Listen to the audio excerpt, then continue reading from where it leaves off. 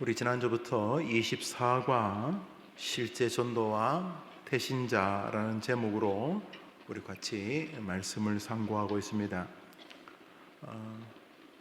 전도라고 하는 것이 사람들에게 일종의 호갱행위처럼 자신의 가진 것을 소개하는 식당이나 심지어 주점의 주인들처럼 우리 술집으로 오세요, 또 우리 극장으로 오세요 이렇게 하는 것처럼 교회로 사람을 부르는 행위처럼 보이기 때문에 전도가 마치 길거리에서 음식점이나 술집으로 손님을 유인하는 듯한 이미지로 사람들에게 각인되어 있어서 교인들도 내가 개인적으로 믿음 생활하고 기도하고 성경 읽고 이런 것과 성경 공부하고 또 사람들마다 좀 달라서 이렇게 설교를 듣는 걸 기뻐하고 이런 내재적 신앙은 괜히 가치 있게 생각하고 또 그것이 우리의 신앙에 수양이 된다는 생각을 꽤 합니다만, 헌금 생활도 마찬가지. 전도는 방금 말했듯이 겹치는 부분이 많아서 식당에서 이번에 오픈했습니다. 저희 식당 좀 많이 와주세요. 이번에 우리 술집을 열었습니다. 많이 와주세요. 이런 느낌으로서의 교회로 사람들을 모은다는 이미지가, 혹은 교회를 소개한다는, 예수님조차 소개한다는 이미지가 세상적 관리 시스템 혹은 조직 혹은 그 모임, 식당이든 술집이든 그것이 외형적으로 성장하게 한다는 도구화되어져 있는 사람들에게 알리는 호객 행위와 같은 형식으로 마음에 담아 있어서 전도는 여전히 신앙적 영역이라고 애써 말은 하지만은 심리적 불편함이 존재하는 것을 부정할 수가 없습니다. 그런데 성경은 전도가 그런 개념이 아니라 전도는 우리의 존재의 가장 우선적 이유라는 것입니다. 이것이 왜 의미가 있냐 하면 이런 마음이 머리를 붙잡아야 제대로 된 목사가 될 수 있습니다. 제대로 된 봉사자가 될 수 있고 임직자가 될 수 있는 거죠. 안 그러면 인생에 레테를 하나 붙이는 거죠. 집사님, 권사님, 목사님, 장로님 이런 거 말이죠. 그게 별로 영향가가 없고, 그렇게 되면 한국 교회를 소란스럽게 하는 원흉들이 다 되는 거죠. 교회를 나온 지 몇 개월 안 된 사람이 교회를 소란스럽게 한 저는 이 나이까지 교회 생활 본 적이 없습니다. 60년 동안 초신자가 교회를 아프게 하거나 무슨 성도들끼리 분쟁을 저는 본 적이 없어요. 다 나름대로 교회 생활에 시체말로 짬밥이 있는 사람들이 교회를 아프게 합니다. 주변을 보십시오. 다투는 교회들을 보십시오. 전부 다 목사니 장로니 이렇게 나름대로 세상 사람 볼 때는 벼슬이 높은 사람처럼 보입니다. 전혀 다른 개념이지만 왜 그런 일이 벌어졌냐 하면 목적, 내가 이게 왜 존재하는가라고 하는 그 목적이 혼돈에 빠진 것이죠.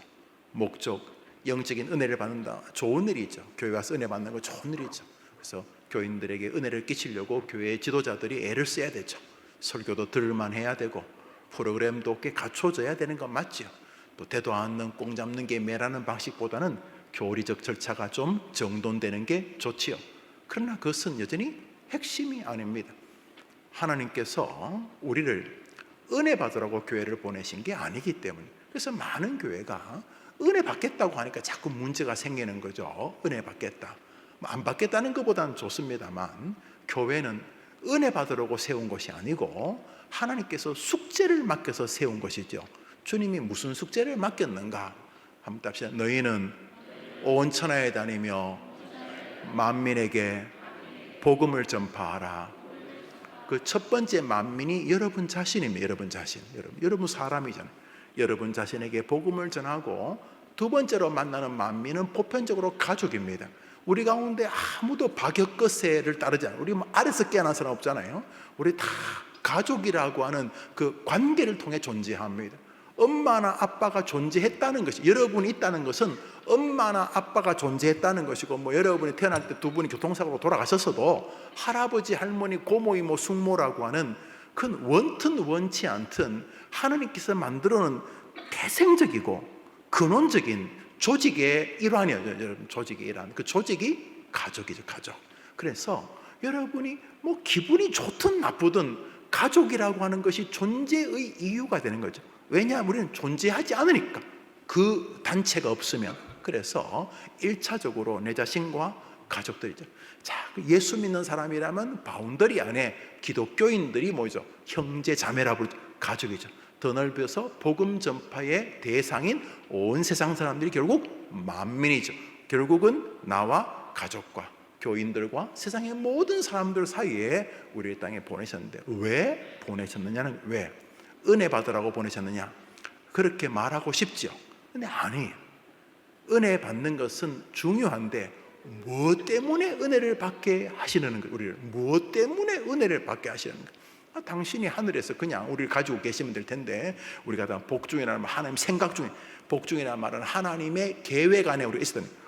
하나님 계획을 그냥 천국에 그냥 내버려도 천국에서 태어나게 해서 천국에서 자라게 하면 될 텐데 여기를 왜 보내셨는가?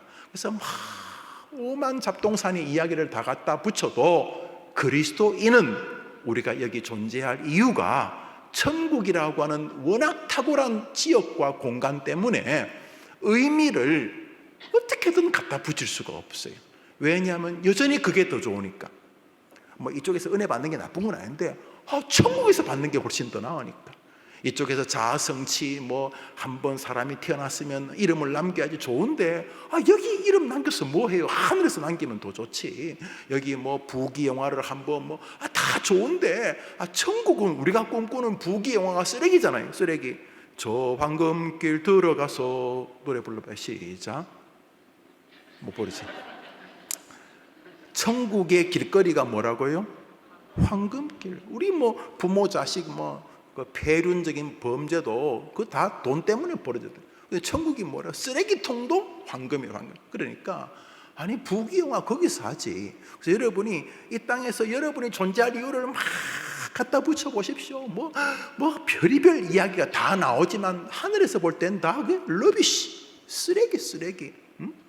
하나님 보실 때 뭐 우리가 멋진 뭐 피카소 그림을 그리고 르네 그림을 그려서 이 땅에서 우리가 무슨 그림을 엄청 잘 그려봐야 천국의 천사들이 왼팔로 눈 감고 그리는 게 더 낫지. 뭐 우리가 큰 멋진 건물을 지어서 하나님께 영광을 돌린다, 그렇죠. 뭐 계집을 짓는 것보다 낫지만, 여러분 천국에서 우리나라 사람들이 지은 건물 보고 천사들이 막 감동받을 것 같아요, 여러분이? 왜 대답 안 해요? 그렇지, 아니죠. 우리가 무슨 시멘트 가지고 그래서 그런 것 가지고는 이 천국이란 곳이 워낙 슈퍼 스트라 울트라기 때문에, 그래서 우리가 이 땅에 존재하는 이유를 아무리 세상 사람들이 말하는 멋진 말을 갖다 붙여도 부족해요. 우리가 왜 존재하는가? 우리가 왜 존재하느냐 하면 하나님께서 우리에게 미션, 사명을 맡기셨기 때문인 거죠. 무슨 사명을 맡겼는가? 너희는 온 천하에 다니며 만민에게 예수의 복음을 에덴의 후손들, 저 죽어가는 사람들에게 전파하라. 여기 이제 몇 가지 딜레마가 있어요. 왜 하나님이 직접 하시지? 하나님이 왜 직접 하시지? 아침에 예수 안 믿고 부인한테 예수 믿는 여집사님이 부인이 여보 교회 나가자는데 벌써 그냥 그 신발 신다가 그냥 소리 버럭 지르면서 니나 예수 믿으라고 그러면서 막 성질 내고 가는 남편이 차 시동을 거는데 갑자기 유리창에 안개가 쫙 끼더니 그 겨울에 그 온도차로 서리하고 그 온도차가 되면 앞에 그 뭡니까 그 뭐 흰 거 끼죠? 그 뭐라 그래요? 성에 끼는데 성에가 쫙 끼는데 갑자기 성에서 글자가 김영우 부인한테 소리 질렀지. 너 오늘 끝날이다 하나님. 그러면 예수 믿을까 안 믿을까요? 이게 장난치나 싶은데 갑자기 차뚜껑이 벌떡 열리면서 부서지면서 하늘에서 천사가 내려서 죽을래 말래 이러면 예수 믿죠. 하나님이 직접 예수 믿게 하면 될 텐데 왜 안 하시는가? 이 모든 신학은 복잡한 것이지만 한 번 더 합시다. 사람 구원을 우리에게 맡기셨다. 그러니까 사람을 하나님이 직접 하면 되는데요. 길 가는데 막 하늘에서 구름이 쫙 움직이더니 구름이 갑자기 한글로 경남 합천에서 태어난 너 지금 67살하고 31일째 살고 있는 너 오늘 죽었다 하나님. 이렇게 딱. 그럼 교회 나올까 안 나올까요? 너 다음 주일날 교회 안 나가면 넌 끝이다 하나님. 막 구름이 쫙 움직이면 왜 대답이 없어요? 얼마나 무섭겠어요. 그렇게 하나님이 직접 겁주고 하면 될 텐데 왜 우리에게 맡기셨는가? 성경을 좀 필요하겠습니다만 설교가 필요하겠습니다. 중요한 것은 하나님이 우리에게 영혼 구원이라고 하는 사명을 맡겼는데 그 영혼 구원이라는 사명을 맡겼다는 말을 그냥 편의상 줄여서 전도라고 부르는 것이죠. 그래서 전도하지 않으면 사람이 제대로 사는 게 아닙니다. 여러분 자신에게 계속 전도, 예수를 말해줘야 되는 거예요. 할렐루야. 안 그러면 자꾸 낙심을 말할 거예요, 여러분이.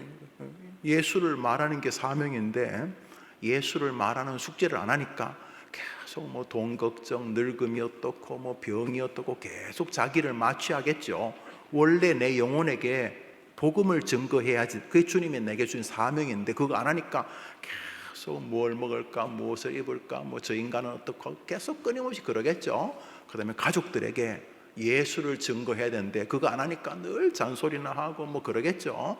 기독교인들이 모여서 서로 예수를 증거하는 게 사명인데 그거 안 하니까 뭐 정치 이야기하고 뭐 네 똥이 크냐 내 똥이 길다 그러고 뭐 그런 얘기는 하겠죠. 불신자들 만났을 때, 직장의 상사들 만났을 때 예수를 증거하기 위해서 어떻게 하면 이 회사에 효과적으로 예수를 전도할까? 내가 또 아이들을 길러야 되는데 이 아이들을 기르면서 어떻게 효과적으로 전도할 수 있을까? 이렇게 생각했는데 그게 아니니까 늘 직장 생활에서 입이 툭 튀어나오고 원망하게 되는 거죠. 그러니까 우리가 원래 그렇게 지어졌는데 그 원래를 안 하니까 비정상적으로 살아가게 되죠. 막 하나님이 이 땅에 숙제를 맡겼는데 뭐 어디서 막 뛰어내리고 막 죽는다든지 이런 일들이 다 숙제에 대한 개념이 부족한 것이죠. 그래서 우리가 숙제에 대한 개념이 딱 서면 두 번째로 이게 숙제할 능력이 별로 없구나라는 깨닫게 돼서 내가 숙제할 그러면서 교회를 세우셔서 예배와 말씀을 통해 성도의 교통을 통해 숙제할 힘을 공급하시는 것을 깨닫게 되는 거죠. 할렐루야. 그런데 이게 뒤죽박죽이 되어서 사명은 없고 일명 은혜 받고 싶다고 하니까 이게 비정상적인 기독교인이 되는 거죠.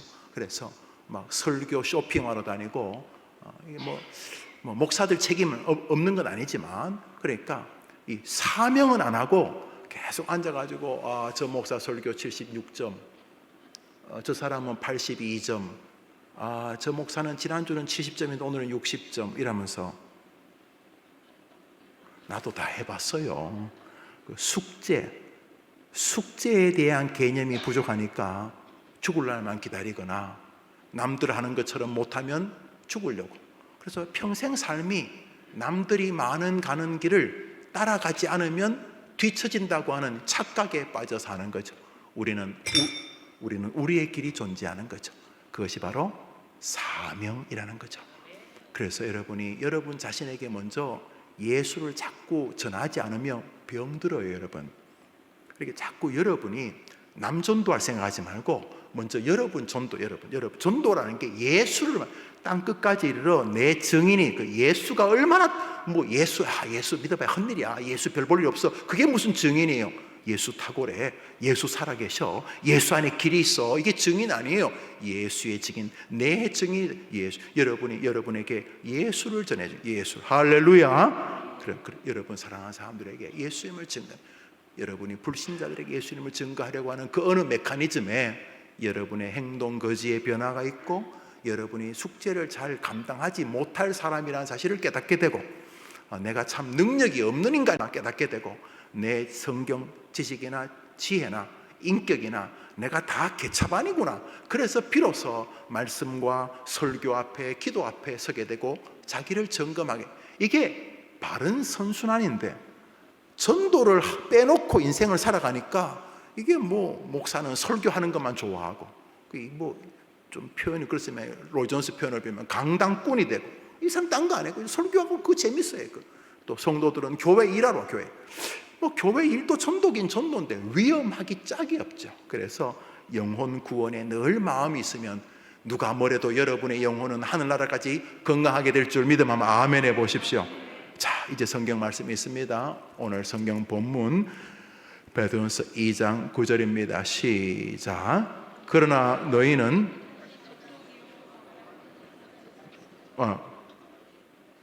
9장 오늘 본문 그러나부터 시작. 그러나 너희는 왕같은 제사장들이요 거룩한 나라요 그의 소유가 된 백성이니 이는 너희를 어두운 데서 불러내어 그의 귀한 빛에 들어가게 하시니에 아름다운 덕을 선포하게 제가 볼 때 베드로전서 2장은 정말 멋진 말이에요. 멋진 말인데 너무 앞에 수식어 형태가 길어가지고 읽다가 보면 길을 잊어버려요. 너희는 택하신 족속의 왕같은 적이냐 만인 제사장의 뿌리죠. 그러니까 우리가 그렇다는 거, 우리가 하나님 나라의 소유고 우리가 하나님 백성이고 우리가 위대한 하나님의 자녀다, 이를 좋아요. 그런데 왜 우리를 그렇게 하나님이 택하셨느냐 이 말이죠. 왜 우리를 그리스도인으로 이 땅에 보내셨느냐 이런 뜻이기도 하죠. 그것은 뒤에 이는 이제 앞에는 우리의 존재에 관한, 너희는 택하신 족속의 하나님의 자녀다. 그래서 왜 그렇게 하셨느냐? 이는부터 읽습니다. 이는 시작. 이는 너희를 어두운 데서 불러내 그 귀한 빛에 들어가신 그게 누구죠? 지옥 갈 텐데 우리가 누구 때문에 구원을 받죠?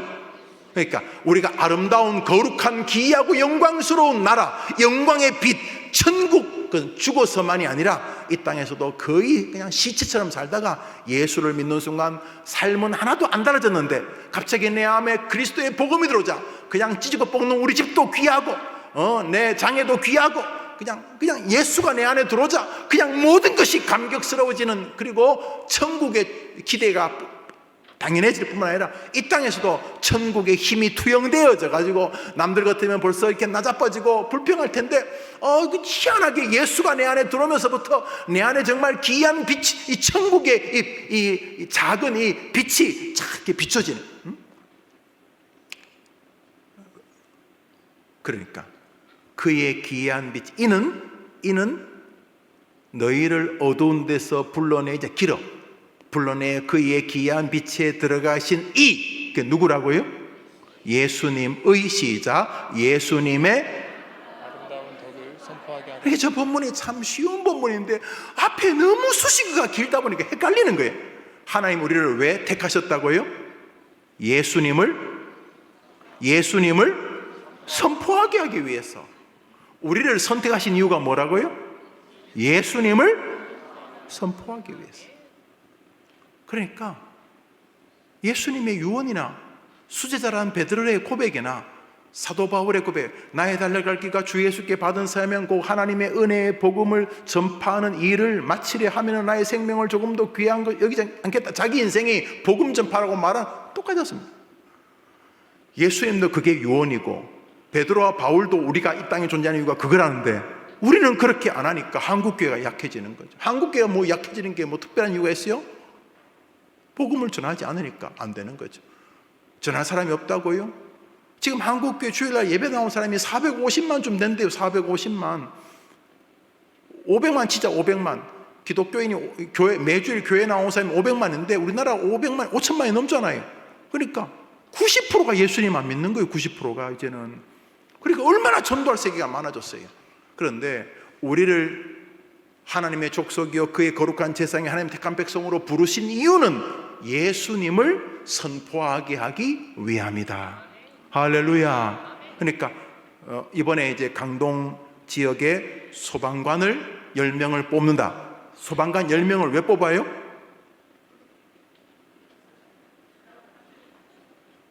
송파 소방서와 족구를 하는데 선수가 부족해서 뽑는 거예요? 소방관을 왜 뽑는 거예요? 그렇죠. 그 일 때문에 뽑은 거죠. 그 좋은 소방관은 바로 그 목적에 합당한 사람인 것처럼 우리가 복음 전파라고 하는 이 본연의 사명을 안 가지고 목회하는. 그래서 개척교회에서 이렇게 좀 목회를 열심히 하는 분들도 보면 뭐 다 전도하려고 하지만 마인드가 이 복음 전파가 교회를 부흥시키기 위한 것이 아니고 이게 내 사명이다. 이게 내 사명이라고 하는 의식에 강력하게 붙잡힌 사람들을 하나님이 교회를 좀 성장시켜 주시는 것 같아요. 그런데 뭐 전도도 하고 성찬식도 하고 신방도 가고 또 목회도 하고 오늘처럼 또 뭐 부산에 장례식, 지금 부산서 오는 부산이 가까워요. 여러분 뭐 금방 갔다 와요. 부산서 오고 이렇게 뭐 이것도 하고 저것도 하고 저것도 하면서 목사가 할 거 많잖아요. 이것도 하고 저것도 하고도 그리고 또 시간 좀 되면 전도도 하고 뭐 시간 안 되면 좀 이게 아니고 이 모든 것들은 서브 어시스턴트하고 진짜 핵심은 복음을 전파하기 위해 우리가 이 땅에 존재하는 거죠. 예수를 선포하라고 우리를 이 땅에 아직 두시는 이유예요.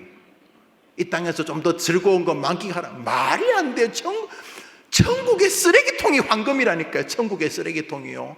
그런데 천국이 그래 좋은 데게 우리를 두신 이유가 이 땅에서 뭐 좀 더 하라고. 하늘에서 볼 때 이게 나라겠습니다. 이게 사는 거겠어요. 천국에서 사람들이 이 지구를 보면은 저게 쓰레기통도 아니고 저 찌고 뽑고 앉아가지고 막 뭐 다른 사람하고 긴장 있는 걸 말할 것도 없고 집안 식구들끼리 막 긴장하고 시기하고 하늘에서 볼 때 이게 짐승이지, 이게 동물의 왕국이지, 이게 사람 사는 거겠어요.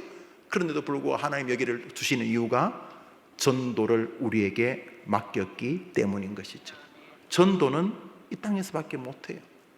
그게 엄청난 거예요. 그래서 많은 사람을 옳은 곳으로 인도하는 자 하늘의 별같이는 빛난다고 하니까 이 전도는 이 하늘에 우리의 미래를 좌우하는 영광일 뿐만 아니라 하늘에 전도도 없어요. 여러분 천국에서 누굴 전도하겠어요? 지옥 사람 전도 못해 끝이에요. 지옥 끝. 천국에서 누굴 전도하겠어요? 전도는 이 땅에서만 누릴 우리에게 주신 영광의 사명인 줄 믿으시기 바랍니다. 그 영광이라고 믿으셔야 돼. 진짜 이게 엄청난 영광이다. 전도 열심히 하면 이 땅에서도 은혜가 있어요. 전도하면 내 안에 기쁨이 있거든요. 그렇지만 그보다 더 큰 열매가 준비되고 있다는 것이죠. 이것이 우리가 지난 창조 또 회개, 말씀, 구원 이 네 가지와 함께 마지막 사명이란 다섯 번째 교제 안에 있습니다. 한번 들어봅시다. 창조의 하나님, 회개케 하시는 하나님, 말씀으로 우리를 인도하시는 하나님, 구원으로 인도하시는 하나님, 사명의 삶을 살게 하시는 하나님. 이 다섯 가지가 늘 꿈틀꿈틀해야 돼요. 창조의 하나님을 믿고 죄와 회개에 대한 교리를 분명히 마음에 가지고 이 모든 것을 이해하고 깨닫게 하고 이기게 하는 길이 말씀이고 그것은 우리를 하늘과 이 땅에서 날마다의 구원을 영속하게 하고 구원이 참 중요한 교리인데 천국 가서 얻게 되는 영화 글로리피케이션이나 완전한 구원도 있지만 날마다의 구원도 있어요. 오늘보다 내일이 더 감격스럽고 오늘보다 내일이 더 기대되고 예수 안에서 지금 뭐 내 몸에서 병은 잘하고 있어도 여전히 내 안에 주님 함께 하신다는 그 고난에서 남들이 누릴 수 없는 은혜를 맛보는 이것도 구원이죠. 구원. 마지막으로 숙제. 내가 여기 마지막까지 살아있게 되는 이유, 그 사명. 이것이 계속 성도들에게 꿈틀꿈틀 거려야 되는 거예요. 그래야 목사 노릇이라도 하고 성도의 길을 걸어가고 기독 아버지 어머니의 길을 걸어가게 되는 것이 특별히 청년들 학생들이 그렇습니다. 자, 1페이지 이제 지난주 이어서 말씀 전파라는 것을 오늘 우리 박예슬아 목사님 읽어주겠습니다. 말씀 전파. 말씀 전파, 전도자의 일을 하라는 것이 아들 디모데에게 남기는 그의 유언이었습니다. 이는 그들이 모두 복음 전파가 주님이 우리에게 명령하신 사명으로 믿었기 때문입니다. 마가는 그의 서신 마지막 장에서 주님의 승천과 함께 그분이 남기신 성도의 사명을 단호하고도 명료하게 기록합니다. 우리 마가복음 읽읍시다. 시작. 또 이르시되 너희는 온 천하에 다니며 만민에게 복음을 전파하라. 주 예수께서 말씀을 마치신 후에 하늘로 올려지사 하나님 우편에 앉으시니라. 제자들이 나가 두루 전파할새 주께서 함께 역사하사 그 따르는 표적으로 말씀을 확실히 증언하시니라. 여러분 그 옆에 보면 순서가 나오는데요. 제자들이 주님의 명령 유언이가 들어야 될까요? 주님이 말씀하시니까 들어야 될 거 아닙니까?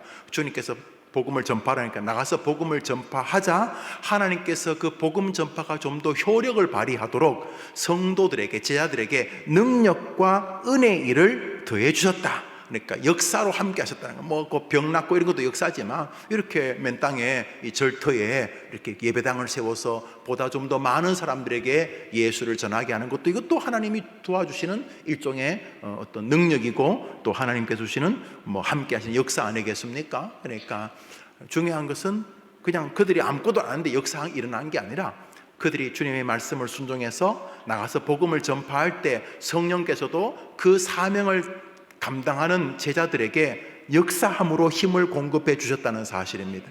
그러니까 전도하면 좋은 일이 벌어져요. 우선 내 안에 전도할 때 생기는 영혼의 건강함이 생기고요, 전도하면서 애틋함도 생기고요, 또 전도하면서 자기 실력도 알아요. 아, 내가 참 시덥잖은 성도구나, 내가 저 사람 한 명에게도 내가 예수님을 제대로 소개 못하는구나 깨닫게 되고, 그래서 기도하게 되고 애쓰게 되고 돌아보게 되고, 그래서 전도를 하면 이 뒤죽박죽된 게 정리가 돼. 정리가. 그 전도를 안 하면 지가 최고인 줄 알아. 지가 최고인 줄 알아. 전도 안 하면. 그러니까 전도를 하려고 하면 자기가 부족한 것도 알게 되고, 전도를 하다 보면 성령께서 도와주시는 그 어떤 그 전도의 숙제를 이행하는 동안 주시는 그 은혜가 경험되기도 하고, 이렇게 전도를 하면서 삶이 정돈되게 하셨는데, 전도를 안 하니까 그냥 내가 믿는 신앙이 최고가 되는 거죠. 이렇게 자기가 들어왔던 신앙이 최고가 되고 그놈의 걸 고수하겠다고, 그래봐야 몇 살짜리가 돼요. 우리가 많이 살아도 90, 100살인데 90, 100살짜리 신앙생활 했다고 그게 무슨 경험이 되겠어요? 하늘에서 보실 때는 그 100살짜리 애지. 그렇잖아요. 무두셀라는 1000살 가까이 살았는데, 그러니까 이렇게 숙제를 안 하면 자꾸 자기가 신학 공부를 했느니 내가 목사니 자꾸 이런 소리를 하게 되는 거죠. 우리는 숙제 앞에 있는 거죠. 복음 전파가 우리를 행복하게 만드는 길이요, 우리를 정돈하게 하는 길인 줄 믿으시기를 바랍니다. 읽으시죠. 오직 주님의 마지막 명령은 만민에게 복음을 전파하라는 것이었다는 것입니다. 마태의 기록은 더 구체적입니다. 마태복음 28장입니다. 이게 마지막 장이에요. 시작. 예수께서 나와 말씀하여 이르시되 하늘과 땅의 모든 권세를 내게 주셨으니 그러므로 너희는 가서 모든 민족을 제자로 삼아 아버지와 아들과 성령의 이름으로 세례를 베풀고 내가 너에게 분부한 모든 것을 가르쳐 지키게 하라. 볼지어다 내가 세상 끝날까지 너희와 항상 함께 있으리라 하시니라. 복음 전파와 주님이 우리와 함께하는 것을 연결해 놓으셨어요. 그러니까 마가복음의 방식이나 마태복음의 방식은 똑같아요. 제자들이 말씀을 순종할 때 성령께서 역사함으로 함께 하셨다는 것이나, 제자들이 복음을 증거할 때 주님이 세상 끝날까지 복음 전파하는 너희들과 함께 하겠다는 것은 연결되어 있죠. 이 시대는 문제가 뭐냐? 복음을 전하지 않는 거죠. 복음을 전파하지 않는 거죠. 주님께서 승천하시기 전에 자신들에게 가서 제자를 삼고 세례를 베풀고 가르치고 지키게 하라고 명령하셨다는 것입니다. 누가도 그것을 기록합니다. 누가복음을 읽겠습니다. 이 누가복음은 이제 사복음서에 나오지 않죠. 그런데 누가는 사도행전에서 주님이 하신 어느 시점의 기록을 우리에게 전하고 있습니다. 시작. 오직 성령이 너희에게 임하시면 너희가 권능을 받고 예루살렘과 온 유대 사마리아 땅까지를 내 증인이 되리라 하시니라. 이 말씀을 마치시고 그리 본데 올라져 가시니 그를 가리어 보이지 않게 되었더라. 주님께서는 우리가 어떻게 되었든지 간에 복음 전파자의 길에서 우리의 존재 가치를 확인하게 될 것이라는 거죠. 성령이 임하시면 불 받고 방언하고 하루에 10시간씩 기도하고 이런 게 아니고, 그럴 수도 있지만 성령이 임하면 가장 뚜렷한 증거가 뭐라는 거죠? 복음을 증거해요.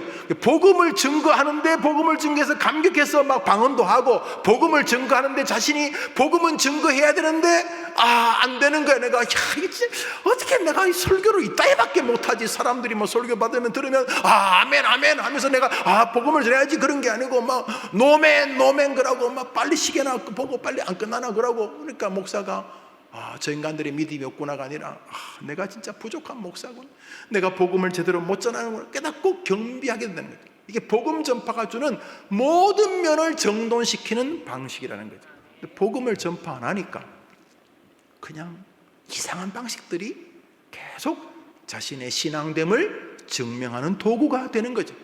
그래서 교회는 날마다 이상한 데로 찢고 볶는 것이 되는 것이죠.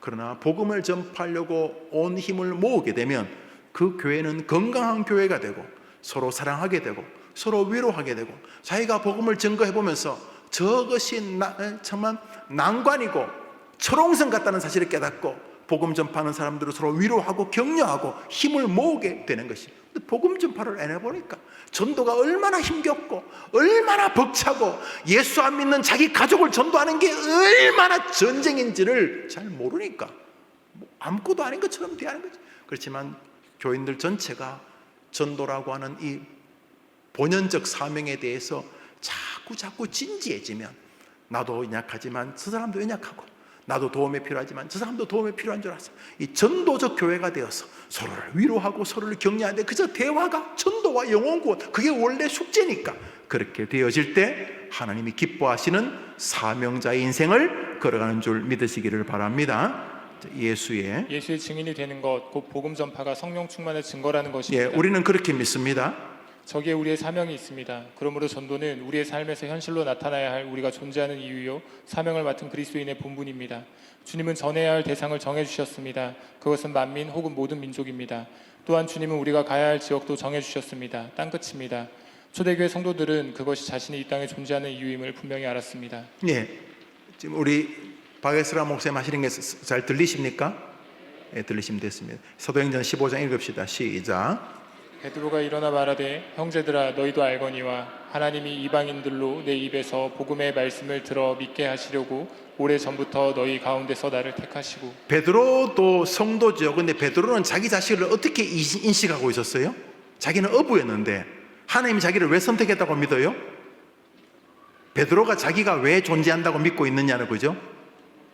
이방인들로 내가 복음을 전파하여 그들로 듣게 하기 위하여서 나를 택하셨다는 거예요. 할렐루야. 여러분, 이게 베드로는 베드로가 무슨 그때 목사예요. 베드로는 그냥 물고기 잡는 어부였는데, 베드로가 자기가 존재하는 이유를 어떻게 알고 있었죠?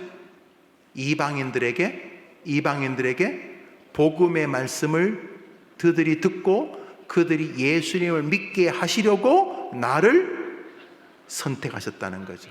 여러분이나 베드로나 선택의 이유가 똑같습니다. 바울은 직업이 건축업자죠. 텐트 메이커, 집 졌죠. 바울도 분명히 그랬을 거예요. 그렇지만 우리 가운데 누가 바울을 건축업자라고 생각을 해요? 바울이 복음 전파자 알잖아요. 근데 직업은 명함에는 바울 텐트 이렇게 써져 있을 거예요. 바울 텐트 혹은 믿음 텐트 이렇게 써져 있었을 거예요. 천막 만드는 게 직업이었으니까.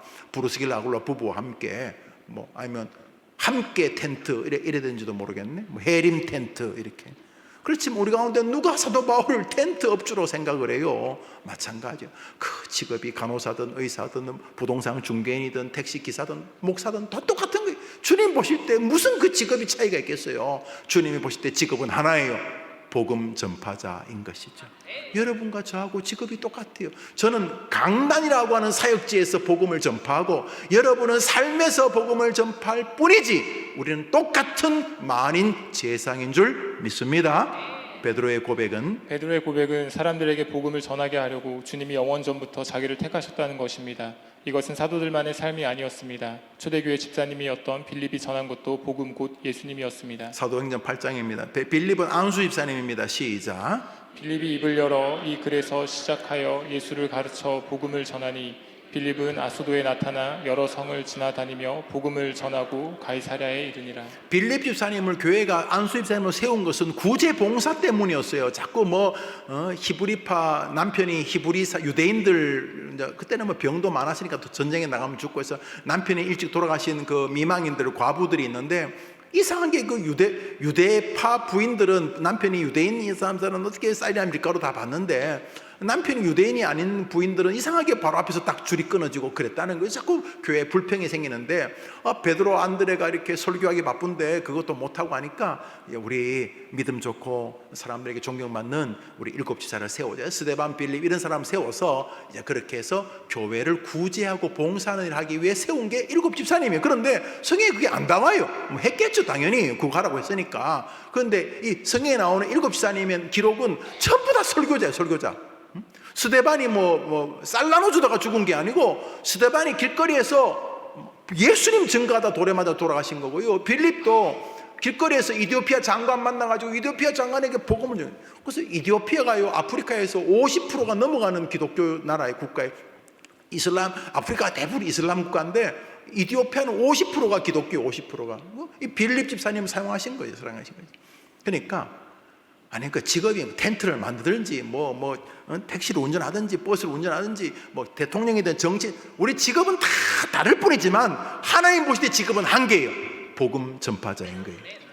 이게 숙제, 이게 숙제. 누구에게? 만민에게. 이것이죠. 이렇게 복음 전파는 실제로 일어나야 할 베드로와 바울과 빌립의 삶의 이유였고 100여 년 전 언더우드 아펜젤로 목사가 이 땅에 온 목적이었으며 우리 해림교회 성도들이 하늘이 아닌 여기 이 땅에 아직 있는 이유입니다. 저럴 거나 우리가 아직 이렇게 사는 이유가 여러분이 동의를 하든 안 하든 여러분이 성경을 믿는다면 똑같다는 거예요. 베드로가 이 땅에 사는 이유나 바울이 사는 이유나 우리가 사는 이유가 다르냐? 말이 안 되는 거죠.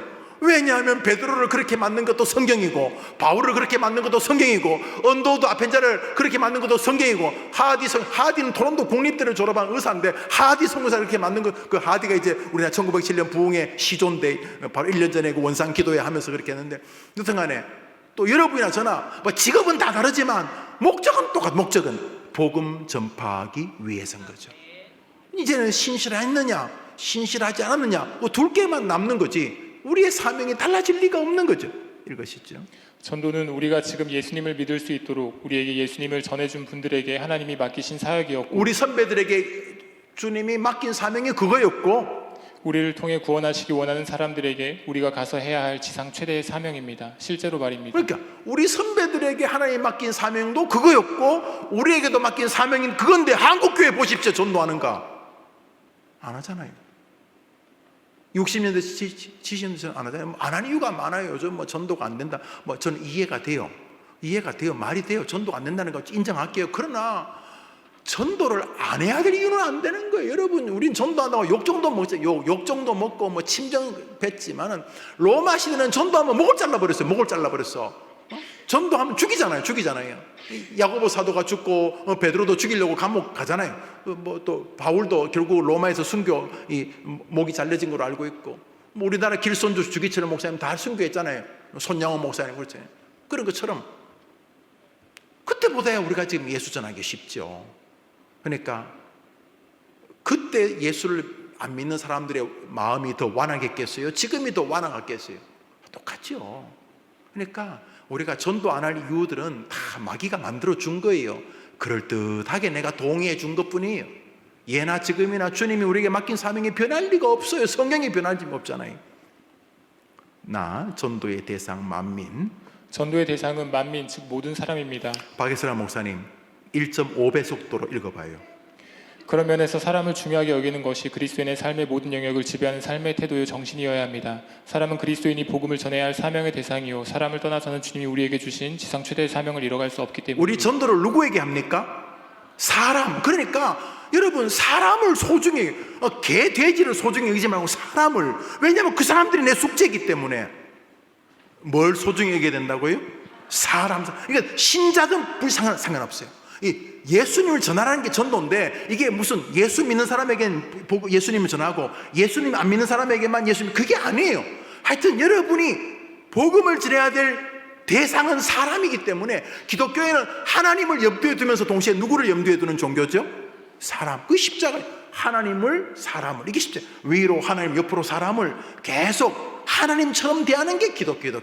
기독교는 기본적으로 불신자들에게 박애의 널리 사랑을 전파하는 종교로 보여요. 왜냐하면 그 사람들이 목표이기 때문에. 신자든 불신자든. 보십시오. 사람 함부로 돼, 사람. 다 떠나서 가족들에게도 그렇고 교인들끼리도 저게 뭐지 싶은 말 함부로 하잖아요. 그 이해가 안 되는 그런. 왜냐하면 내가 지금 복음을 전했는데, 이 말은 또 말합니다. 예수 안 믿는 사람에게 예수를 말하는 게 복음 전파가 아니고 성경은 만민에게 복음을 우리가 그래서 모든 사람을 만날 때 소중히 돼. 왜냐하면 그 사람이 내가 복음을 전해야 될 대상이기 때문에 소중히 대하는 거죠. 읽어보시죠.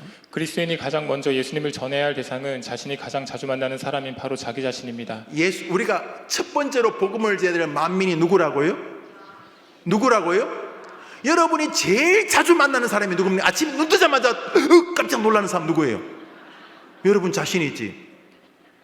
여러분 하품하다가 놀라지 않았어요? 여러분이 정말 정말 정성껏 여러분이 정말 정성껏 대하는 사람이 누굽니까? 여러분 맛있는 음식이 있으면 여러분 정말 숟가락에 잘 담아가지고 조심스럽게 이렇게 봉양하는 사람이 있죠. 누굽니까? 그렇죠.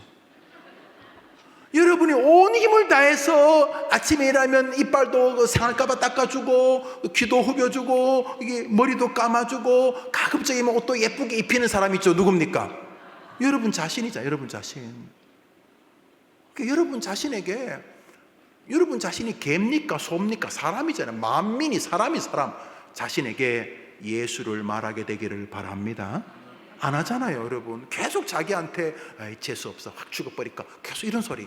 응? 저런 인간 만나가지고 계속 자기한테 예수님을 전해주지 않고 자꾸 자신한테 막 이상한 것을 막 이렇게 꾸겨 넣잖아. 자기한테 주님 하시는 말씀을 거역하는 거잖아요. 먼저 만민에게 여러분이 예수님을 전해주세요. 첫 번째로 여러분 자신, 우리 각자도 만민 안에 포함된 존재이기 때문입니다. 교만과 낙심은 스스로에게 예수님을 자랑하는 일이 멈춰졌거나 그분을 소개하는 일에 문제가 발생한 것의 증거입니다. 교만과 낙심이 뭐냐 하면 자기 자신에게 예수님 전해준 게 고장난 증거예요. 교만은요, 자기에게 예수님 안 하고 자기에게 자기를 자랑. 나 대단하잖아. 나 대단하지. 너희들 안 믿고 다녀. 내가 대단해. 이게 뭐예요? 교만이죠. 낙심은요, 너 별 볼 일 없어. 그러니까 자기 자신을 교만하게 대하거나 낙심하게 대하는 건 다 예수를 증거하지 않는 비뚤어진 교리인 거죠. 똑같은 거예요. 뭐 교만이나 낙심이나 똑같은 거예요. 자기 자신을 상대로 마취하는 것이죠. 성도는 늘 자신의 영혼에게 예수님의 위대하심과 그분의 살아계심과 구주되심을 자랑하여야 합니다. 그것이 그리스도께서 우리에게 명령하신 가장 중요한 명령이기 때문입니다. 그렇게 스스로에게 예수님의 위대하심과 자신의 구주되심을 높이는 그 자랑을 경배하는 전도라고 부릅니다. 자기 스스로에게 예수님 감사합니다. 예수여 나의 구주시여 이 모든 말씀 예수님의 이름으로 기도합니다. 이렇게 자기에게 예수님을 드높이는 것을 경배의 전도라고 부릅니다. 전도란 빼고 경배라고 부를 수 있죠. 뭐 자기 자신에게 말하는 것이니까 따라합시다. 내가 내 자신에게 예수님을 들려주는 것을 경배의 전도라고 부른다. 경배, 자꾸 자기한테 이상한 거 들려주지 말고 자기한테 자꾸 자기를 높이지 말고. 교만이 뭡니까? 예수님 안전하고 지를 자랑, 자기에게 막 뭐랄까 예수님을 전해줘야 될 자리에 자기를 자꾸 전하는 게 교만이고, 낙심이 뭡니까? 예수님이 전해져서 높여야 될 일을 자기 자신을 갉아먹는 비뚤어진 자기를 전하는 거 아닙니까? 똑같은 거지. 뭐 교만한 자기나 비뚤은 자기나 똑같이 우리는 쓸모없는 줄 알기 때문에, 교만한 자기도 별 볼 일 없고 낙심할 자기도 별 볼 일 없기 때문에 우리는 그런 걸 내한테 전하지 않고 지금도 살아계신 예수님을 전하는 경배자여야 될 줄 믿습니다. 이것이죠. 또한 그리스도인은 같은 믿음의 길을 걷는 성도들에게 예수님의 위대하심과 구주되심을 전하여야 합니다. 두 번째로 같은 믿음의 길을 걷는 사람들끼리 모여서 뭐 해야 된다고요? 전도가 뭐라고요? 예수님. 서로 지금 내가 여러분에게 전도하잖아요. 여러분 예수 안 믿는 사람이 수요예배 나왔겠어요? 예수 믿는 여러분에게 지금 제가 예수님을 이야기하잖아요. 그래서 예수 믿는 사람이 예수님 믿는 사람에게 예수님을 전도하는 것을 계속 읽으시죠. 성도들의 믿음의 여정 가운데 적지 않은 문제는 서로 간의 전도가 부재하기 때문입니다. 오늘날 교회들에서 분쟁이 많이 벌어지는 이유는 성도 상호 간에 전도하는 일이 사라지고 의미 없는 논쟁이 그것을 대신하기 때문입니다. 줄을 끊어 보십시오. 교인들끼리 전도를 안 하고 예수님을 자랑하지 않고 예수님 때문에 받은 은혜를 자랑하지 않고 자꾸 이상한 걸 전하니까 분쟁이 발생하는 거죠. 죽을 때까지 그러고 교회 생활하면 뭐 남는 게 있습니까? 이것이죠. 주님은 만민에게 복음을 전하라고 명령하셨기에 믿음의 사람들은 서로 만날 때마다 예수님을 자랑하고 예수님을 높이는 전도를 하여야 합니다. 그렇게 믿음의 사람들이 서로에게 예수님을 전하는 것을 성도의 교통전도라고 부릅니다. 예수를 구주로 믿는 사람들끼리 모여서 예수님 이야기하는 것을 뭐라고요? 성도의 교통의 전도라고 합니다. 우리 사도신경 말씀, 우리는 전능하사 천지를 만드신 하나님 아버지를 믿고 그 외아들 우리 주 예수 그리스도를 믿고 그가 성령으로 잉태하고 동정되면 다 믿는 것처럼 우리는 성도가 서로 교통해야지만 건강한 신앙이 된다는 것을 믿습니다. 여러분 사도신경 날마다 고백하잖아요. 그래서 성도의 교통은 모여서 뭐 개 잡아먹고 그게 성도의 교통이 아니고, 모여서 뭐 개 잡아먹고 그게 성도의 교통이 아니고, 잡아먹으라 먹지 말라 그런 뜻이 아니고, 그게 성도의 교통이 아니고, 모여가지고 막 윷놀이하고 그게 성도의 교통이 아니고, 어떤 교회는 윷놀이 금지령을 목사님 내시라고, 윷놀이만 하면 싸운다고. 여튼간에 성도의 교통은 그게 성도의 교통이 아니고, 성경이 말하는 성도의 교통은 서로가 예수님을 전해주는 것인 줄 믿으면 아멘 해보십시오.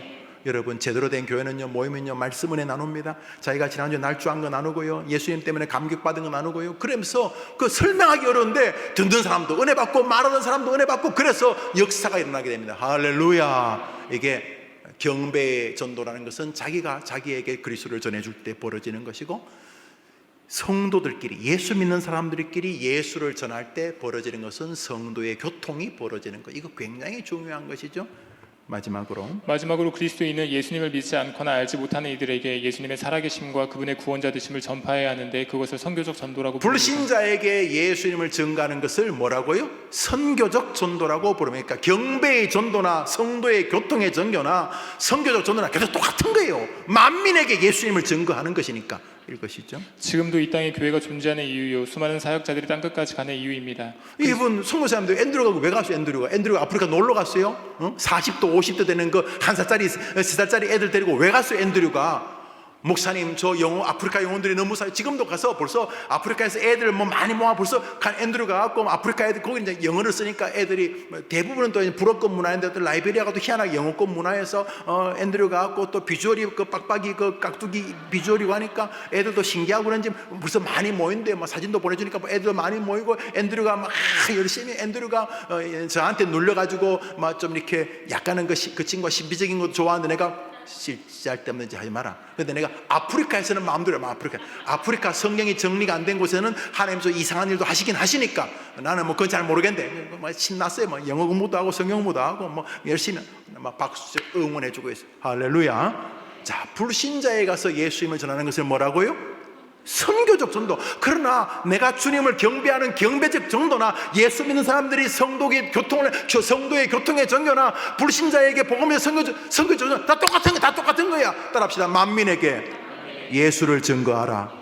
그래서 이것이죠. 그리스도인은 이렇게 날마다 자신과 성도들과 불신자들에게 예수님을 전하게 하려는 목적으로 주님이 자신을 이 땅에 파송하셨다는 것과 바로 그것이 자신이 여기 존재하는 이유임을 믿고 고백하고 실천하는 사람입니다. 이게 실제로 일어나야 되는데 이걸 듣고 그냥 받아들여, 목사님 참 좋은 말이네요. 그리고 전도를 안 해요.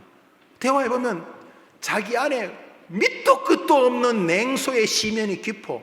무슨 병이 있다나, 자기 애가 일찍 죽었다나, 슬픈 일이지만 그게 주님의 뜻이 계신 우리 어떻게 다 알아? 다 알면 내가 하나님이지. 그건 모르겠고, 지금 내가 존재하는 것은 내가 복음을 증거하기 위해서다. 내 자신에게, 사랑하는 사람들에게, 불신자에게 복음을 증거하는 여러분 되기를 축복합니다. 베드로가 그걸 말하는 거예요. 하나님이 나를 거룩한 제사장이고 하나님의 백성으로 삼으신 이유가 뭐냐면 그 예수를 선포하기 위함이라는 거죠.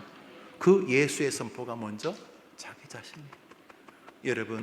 여러분이 안에서 예수님이 꿈틀거리고 예수님이 감격스럽고 예수님이 높여지면요, 아니 베드로나 바울이